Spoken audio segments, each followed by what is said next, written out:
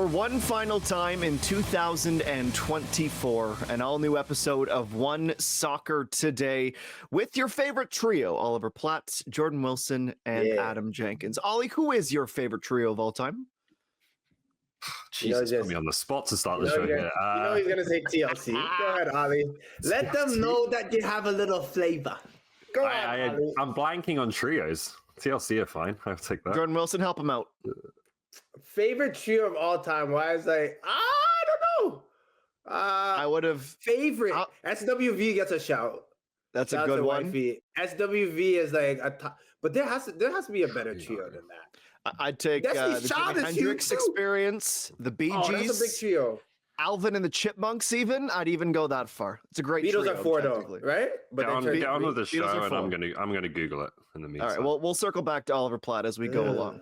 In this final episode of the season, our regularly scheduled 30-minute programming, something a little bit special, mainly because we're inundated with holiday advertising right now, despite a current national postage outage, which means Santa may not have much to deliver this year. But we're going to do it and deliver it to Santa virtually. We're going to go club by club in the Canadian Premier League in order of geography from east to west. And Oliver Platt and Jordan Wilson are going to give their best idea of what each club would be asking the big man for Christmas this year. Oliver Platt, let's start with you. The Halifax Wanderers, the easternmost club in the CPL. What would be number one on their wish list? Expensive gift for the Wanderers this year. I'm going with a private jet. Starting strong for the Wanderers. Oh, wow, we've even got a photo. Look at this stock B-roll. Come on, producer Lloyd. This one will do just fine. Or that one. Look, I think it's no secret where I'm going here. Halifax have obviously struggled massively on the road, and I think it continues to be a big problem for them. So private jet is maybe not going to be the solution, but they've got to find something that improves their road record going into 2025. Just taking the last 3 seasons, once we're out of kind of the COVID stuff, 6, 13, and 23. On the roads. It's not great, 0.74 points per game. And then when you look at the teams that have made the playoffs, the 5 teams that have made the playoffs other than Halifax in the CPL in that time, the worst is Pacific, who are up at 1.29 points per game. So over a 28-game season, that's a 15-point difference. And they have travel issues as well, right? Like it's not exactly easy for them on the West Coast. So not sure what the solution is. I know Stephen Hart has studied it. Patrice Geyser has studied it. And plenty of people of that club have tried to get to the bottom of it, but it's still an issue in Halifax, and I think they need to find a few gifts, whatever they are, that help them on that front next season. My gotta fit at least 25 people, though. Go ahead. My little chime is even speaking to Nick Leisure at the CPL Awards. He's like, the little marginal gains that you can make, and Calgary used to maybe wait a day to go and fly. When what they do is like right after the game, as soon as they can, even if it's 2 hours after, everyone gets on the first thing smoking to get back home, because you lose a day of recovery when you have a game on a Saturday, let's say, and then you don't leave till Sunday morning. You're not training or doing any recovery on the plane. So you basically wasted 2 days as opposed to getting on the first WestJet flight smoking. So I'm with you, Ollie. If they had that private jet, that would do wonders. But if you don't, try to organize. Obviously, you're just waiting to see what WestJet puts out. But if you can get a flight the same day, get back. It was a difference when I played too. Those flights where you just got back the same night, we were a bit annoyed when we won because you want to obviously go out and have a meal and celebrate with the boys. But it does do a world of a difference for your body.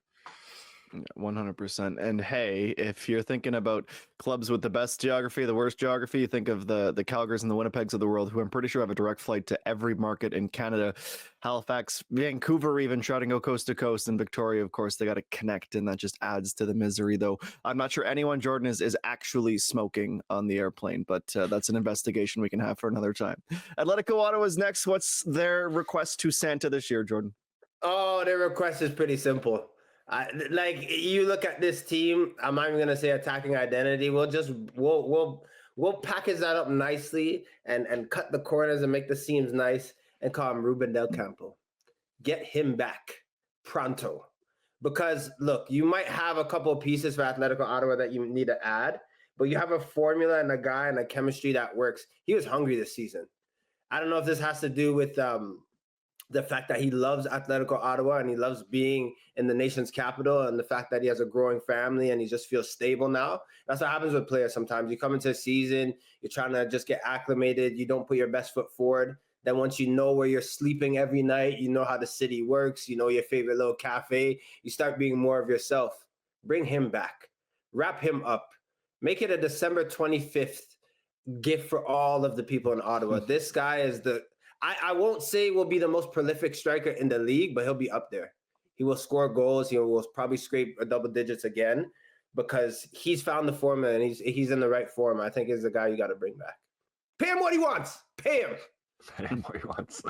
I agree with that, but I think there's another player they need to get back as well, even though he's already under contract on the roster, and that's Balou Tabla.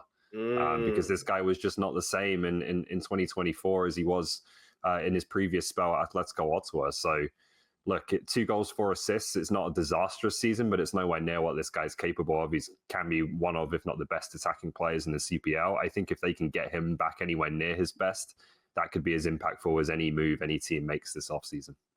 Well, so far cheaper than a brand new Gulfstream or an Airbus A322. So I'd say that's a win for Atletico Ottawa right there. How about the 9 Stripes, Oliver Platt? The 9 Stripes. Interesting report this week from our friend James Sharman writing for Sportsnet about the Toronto National Training Centre, and that made me think of York United. He mentioned York United in the piece because what a difference maker I think that could be for that club, for AFC Toronto potentially as well, if that facility becomes a reality, and it sounds like it's becoming more and more so. So maybe a Christmas present for a couple of years' time. It's not something that's going to happen overnight. I think shovels in the ground in 2026 was what he reported.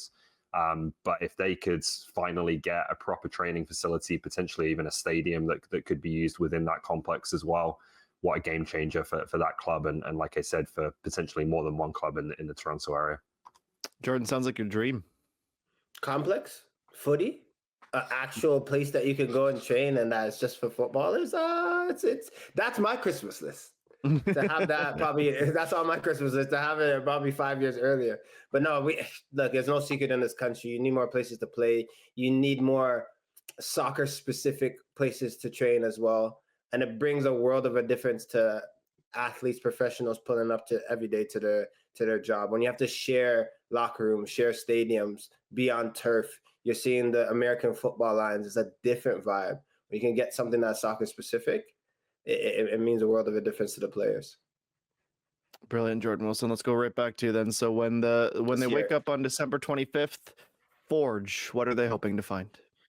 For me, it's going to take a lot of wrapping paper because I've defended against this guy, and he is a big frame, strong boy. I like to think I'm strong, but he probably just has a little bit more mass and power to him. Wrap up Brian Wright. Wrap him up. With him and the way that he's played this season, and we'll go even deeper, with Forge's struggles, there's 2 games I think of that Brian Wright watched, and if he was playing in orange, I think it would have been a different outcome. We know the second leg against TFC, if they had an informed striker, someone that's healthy, there's so many variables that have to go well. Is he healthy at the time? Could a 9 still be injured? Yes. But my argument is if they had an informed, dangerous, tenacious striker against TFC, they're going to penalties. They are. Like, that's how close it was, and that's how close the margin was. I also think the game plan in the final, it went to the better team in Calgary, but the false 9, the Betty Barabanga going short, Tristan Borges subbing in, no one really going deep. That wasn't the game plan. If you have an informed Brian Wright who is coming to, I won't say the last years of his football career, because he can go 3-4 if he really wants to, right? It's up to the player. But a guy that wants to go and win something, I'd sign him. Gift wrap that. Like, he's just from in the Scarborough area. I don't think he minds just going on that 401 or 403 or whatever it is to go down and play in Hamilton. Like, to go and win something. If I'm Bobby Smirniotis and company, I'm calling him. I'm wrapping that up, and that is going to be my Christmas gift, because that's the missing piece for me that they need in their squad. Be the first to play for all 3 Ontario clubs too. Love that. Makes some sense. However, I'm going to go in a different direction with this one. This is going to be an early gift because it's actually going to come on December 10th in a few days' time. And that is a plum draw in the CONCACAF Champions Cup for Forge next season. I think they would probably like to strike a balance between difficulty and glamour. Don't think they want to go back to Mexico City just because it's so hard to play there with the altitudes. But you don't want kind of one of the lower end teams that you could draw as well. So maybe a Tigres or a Monterrey, maybe into Miami, who don't have a bye this year. some potentially good options for both Forger and Cavalry and the Whitecaps in this CONCACAF Champions Cup draw. Could it be Miami? Messi and Hamilton? let's just kibosh that right now. Messi's not coming to play CONCACAF Champions Cup first round. It would still be incredible. It would be incredible, but let's just put a little bit of a dampener. So Suarez, maybe. Hey, listen, that's what I'm saying. It would still be incredible for either Forge or Cavalry to get them, but let's knock off this Messi playing a CPL nonsense before it even begins. You never know. Let's keep heading west to the gateway to the west. Objectively, and this is true, Oliver Platt's maybe new favorite city in the country, Winnipeg, because he got to go on the trip that I was supposed to attend with him, but I was robbed of that opportunity to go to Winnipeg. What are Valor asking for? That's your favorite city? Miss Ollie. Favorites may be a bit strong. I'm a Toronto guy, but I think it gets a bad rap. I liked Winnipeg. So it was a nice city. So anyway, I think Valor needs a CEO or someone in that type of position, in my opinion. I think there are things happening and that have happened over the past couple of years in terms of the on-pitch stuff, which even though the results haven't necessarily followed in the way they've wanted, are better and are progressing in the right direction. I think it's the off-field that hasn't really moved the needle nearly enough over the past couple of years. So if they could bring someone in who can start to unite a fan base, get more enthusiasm around the team, just generally be that leadership figure that can organize the club. I think that would make a massive difference to the efforts on the pitch as well. So that would be under the tree for me for Valor. Agree with you, buddy. I'm going the fan direction for sure. So Ollie covered everything that I probably would have said about Valor.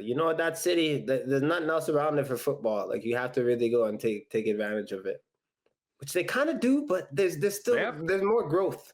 There's more growth. Like, you can they got a good facility. There's something there, but yeah, you got to push a little bit more now. Year 7? I'll be honest, just disappointed in producer Lloyd for not having generic like Getty images or iStock photos of CEOs in a tie or in a very nice formally put shirt. So we started high with the private jets and we dropped the ball a little bit there. Let's go back to you, Jordan Wilson. We'll keep on moving west. The champs, Cavalry. It might be a little bit greedy to ask for something, but they got to put something on their list. Yeah, I think there's something has to be Dutch wrapped up in orange. I think you have to have Dan Klomp come back and play and sign another 2-3 years. That man right there, for me, you could build a team around. I think they have, but it's going to be very weird if that was his last game in the final. I would say for his career, you know me, guys, you can do whatever you want to do. You only have a short window to play. You want to go play in China, do your thing. Whatever suits you as a player, as long as you're not wronging anyone and just leaving in the middle of the night, no problem. Do what you got to do. But if I'm Cavalry, I would love to gift wrap him. And maybe not even just him, family members. I would get younger brothers or cousins, the next clump. that with that pathway that has happened, with that, maybe a Dan with just 1 A, maybe not 2 A's, maybe just 1 A. The Canadian Dan. But no, all jokes aside, if they can find a way to keep him or if he feels happy there and it's time to stay, I think that would be the biggest gift for them. Of course, I will say, looking at the team, always need more attacking players, maybe a 9, and they could play different ways. I know all we've argued about Warshevsky and where he could play, and a lot of people think he's a 9, and I'm like, yeah, he's a winger or a 10, and he can also play up top. But what that would be if they had someone else playing there. But Dan Crump, let me land my plane, is the guy. He's the nucleus. If they could wrap him up and keep him, that's a great year going ahead for 2025. Oliver Platt. Yeah, I know. I mean, Cavalry got what they wanted, right? They got the North Star Cup, so I don't think they're going to be too fussy about what we give them this year. I will say, I'll go back to the Champions Cup. They need to find a place to play. I really hope they can play that game in Calgary this year, or next year. But obviously, challenges there, and we'll see what they come up with. I think the supporters would agree that that's number 1 on their list as well. Almost at the end, Vancouver FC, the Eagles. Maybe Hercules needs another perch. Maybe they want to get a second Hercules to take some of the burden off their mascot. Gosh. Spockus maybe can zip line across the stadium. Who knows? But Ollie knows because he's given us a vote for his nominee. As if one eagle with an ego isn't enough. Hercules is plenty. There might be more than one eagle with an ego in Vancouver. I'm just saying. No, I'll go with a bit more on pitch for this one. They got to build the spine of the team. They've got Callum Irving, they've got Warrior Diaz. in between at centre back and central midfields. I think they need to find players that they can really rely on. Rocco Romeo has been probably the closest to that in the past couple of seasons at centre back. He's out of contract. There's been a lot of international players who have come in and out of the door at those two positions. They've got to find some solidity and consistency and real options they can rely on in those positions if they're going to be successful next year. Jordo. I would honestly wrap up a Gabby Bitar. I think he underachieved a bit personally as a footballer this season. But I also think like the mistrust or the fact that he was a bit distracted was an area for me that was a bit disheartening, because I remember when he played for Edmonton my last season in 2022. And out of the 4 times that we played Edmonton, and it's always tough playing a team that you should beat, but I really couldn't touch him. Like, I have to be honest. Like, there are times where maybe I got a tackle in, but he was so shifty. He was so free. But I feel like that had to do with the type of way Edmonton played. They were free. They weren't supposed to beat teams. So him and Wojciechowski were a handful to play against. But you want to see a guy like that feel good and be wrapped up in going into 2025. I think re-signing him and playing him at the 10, I know Wheel said the other day they might need more legs in that position. And that might be his take. It might be true. But I just think that Gabby Bitar could be one of the best 10s in the league if he's used correctly, if he feels valued. And I know it's a two-way street. But yeah, for me, wrap him up. Keep him. Make sure you open him into 2025. It sounded like it was almost wrapped up for a different team last season. Sure did. Sure did. Jordan, where you've landed on Vancouver Island, beautiful place, one of my favorites in the nation. Based on your patterns so far, who do you want to see them re-sign? Basically, that's what it is, right? I'm basically re-signing everyone. I think the only one I said before, just get another player from another team. That's right. it. It's just all signings. Everyone else is keep your big dogs. For Pacific, it's a little bit different, but yeah, it's a re-signing. But I want 2021 Josh Hurd. I want him to go back Benjamin Button 3 years. And that hungry, fit Josh Hurd. I look at Pacific, I went back this season and looked at moments where they needed to get over the hump and they didn't. And then when they turned the corner and started to, Moses Dyer came. If you have a Josh Hurd in this league, very annoying and strong to play against, he never stops, puts his head down, runs, he scores wonder goals here and there. But he is just one of those consistent forces in a squad. If you have him, there is hope. They didn't have him, or he wasn't healthy, or he was on the bench. They lacked hope. They lacked that. And it's only so much you could do in training on the bench to motivate the team. You need someone that is 10 yards away from you, looking at you like this is do or die. This is the time to go. They need to inform Josh Hurd. The fact that he's from Vancouver Island, the fact that he bleeds for the badge, the fact that he won a North Star Cup and was on the pitch and was there with Pamadou Ka. All these things matter with Pacific trying to get back and find their identity. So their Christmas list is signing or re-signing or the reinsurgence of a player that is phenomenal in Josh Hurd. Get him back, and there's hope. Oliver Platt. Yeah, similar. If you look at Pacific's top 5 top scorers and top assists, it's all the same players. They've had attacking talismans over the years, whether it's Marco Bustos, Terran Campbell, Waro Diaz, even Moses Dyer at the back end of last season. Like, Josh Hurd is the one on the roster who you could feel like could be that player, but he had an up and down year. Who's going to be that guy for them next season? It doesn't sound like Dyer's going to be back, so they're going to have to either find one within, as again, Hurd being the most likely candidate, or find one on the transfer market. Can I say a little chime as well? You Quickly. Sure can. Jay Herdman.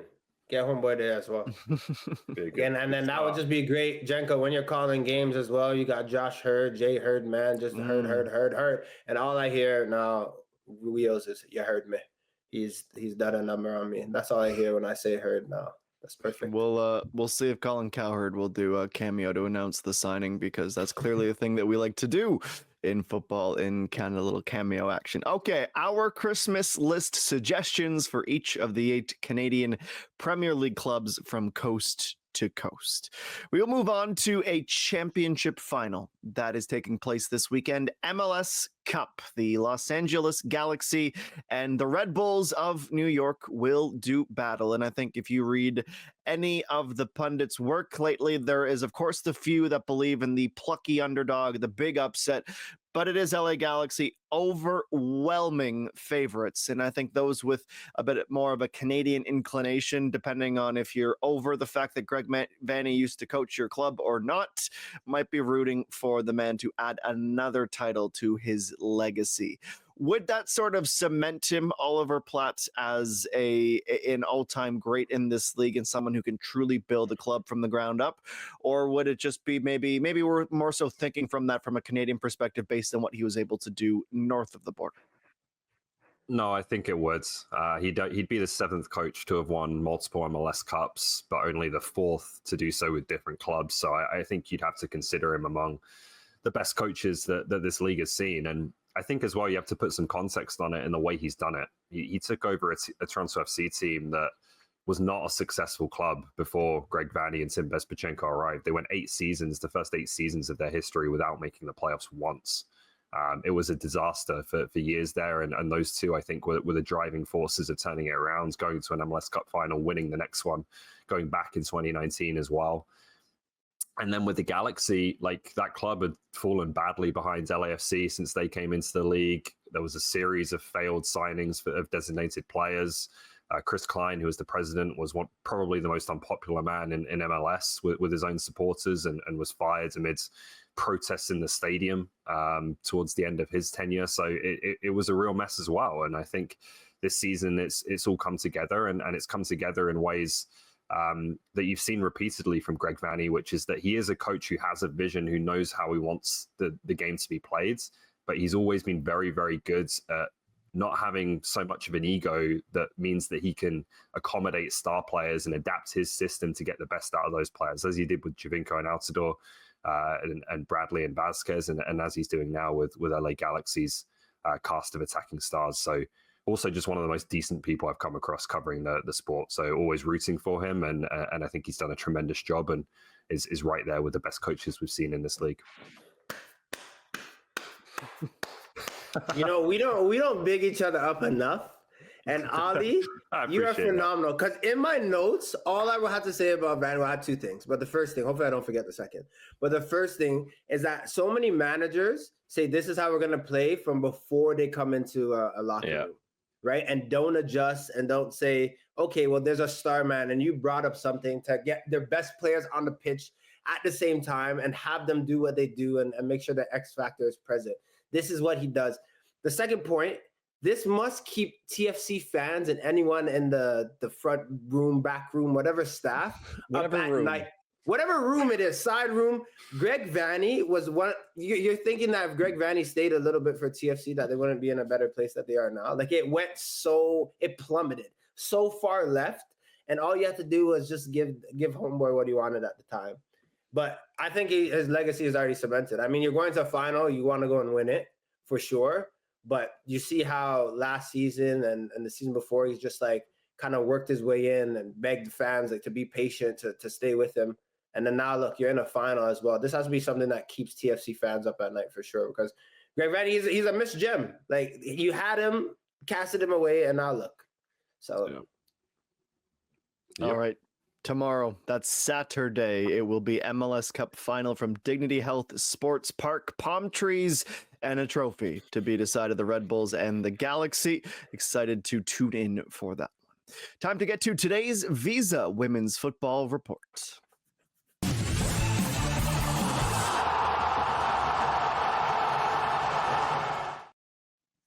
Presented by Visa, today's Women's Football Report, and a thought or two on Jade Rose, who, of course, on Canada's most recent camp in Spain with an ankle injury, but there is a lot going on right now for Jade Rose while she recovers from that knock. She took to Instagram to officially thank the supporters, to thank the institution and everyone who was a part of her ride. She is done after 4 years with the Harvard Crimson. saying the people really do make the place. Thank you to everyone who has been there with me through it all. Can't wait for the next chapter. That next chapter has a lot of people speculating, has a lot of people very excited, Oliver Platt, about where this young superstar might land and what type of career she can start to build for herself in the pro game.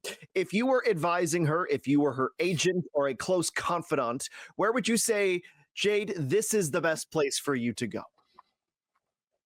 I'm not going to advise her because I think she'll make that decision, and I'm sure she'll make a good one. But it's a huge decision, I think, for any player, but particularly when you can probably go wherever you want. I think she is that level of young player, that when you're taking a player out of college, like I don't see why anyone wouldn't be interested in Jade Rose. I think she has just about everything that you look for in a young defender. So it's that age-old question that we always talk about with young Canadian players coming up.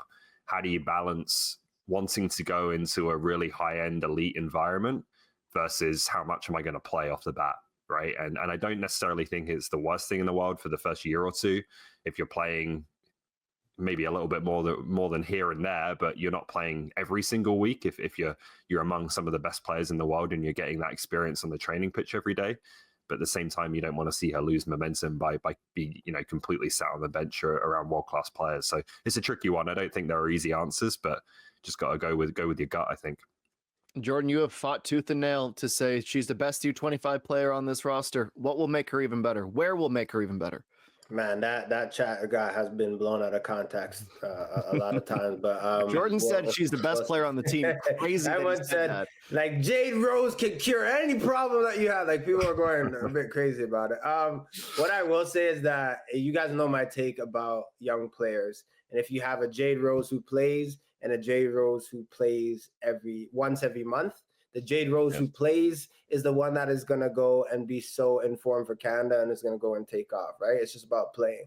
But I feel like, too, with the young players, you're leaving uni and you're going to go into the professional game. Like, she's already won, right? To be a Canadian, to have options, to go and probably be a strong addition to most clubs that she'll go to in the world. She's already won. So I think that has to be a big thing. But the $1 million question I have is, where can she go where she'll grow the most? In a leadership role, like on the pitch, so the players that are coming against her, I think as a defender, that's when you excel, is when you have people that could burn you on the day, and you have to make sure every Friday, Saturday, whenever game day is, that you have to be at your best. So when you come into camp, like things slow down a little bit.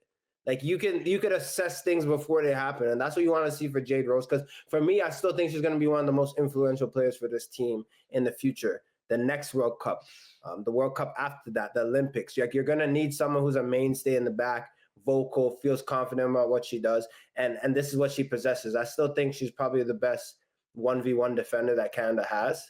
But can she also be a leader? So finding a place where all those things can come together full circle, not at once, but maybe over the next couple of seasons, that should be her prime focus for sure. Well, still just 21 years of age, the world at her fingertips, and you think you want these players to play, obviously, but she's clearly been able to continue to develop playing in the NCAA, where Jordan well knows you're not playing that long of a season and still finding growth. Is she ready to go day in, day out? It certainly seems to be, but it's no doubt a storyline will follow, probably the closest in this next little cycle for the women's national team. All the best to Jade Rose, and congratulations on whatever you decide. We'll wrap up the show next with our Tony Bet top picks.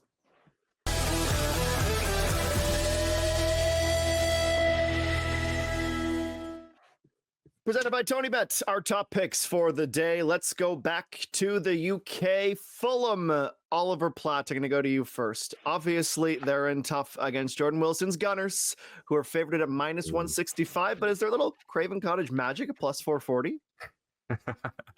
I think that's a decent price. Fulham are sixth in the league. They're having a good season. But I'm gonna go with it. I'm gonna take Arsenal, and I think this might the over might play here. Although Arsenal have been very tight defensively, I could see maybe 3 or 4 goals in this one actually. So I'm gonna go Arsenal on the over. Couple set pieces for sure. Very good. Jordan's on screen, so it's only fair that I give him Ollie's favorite team. MK Dons away to Barrow. It's even money, plus 160 for both. It's a coin flip, Jordan Wilson. KG match, but I have my best friend, Oliver Platt, MK Dons winning 1-0, probably around the 80th minute. Barrett's a long way away. Just to make his heart rate beat. It's gonna be a close one. Always the grain of salt provider on One Soccer Today. Another season complete. Thanks for joining us on OST.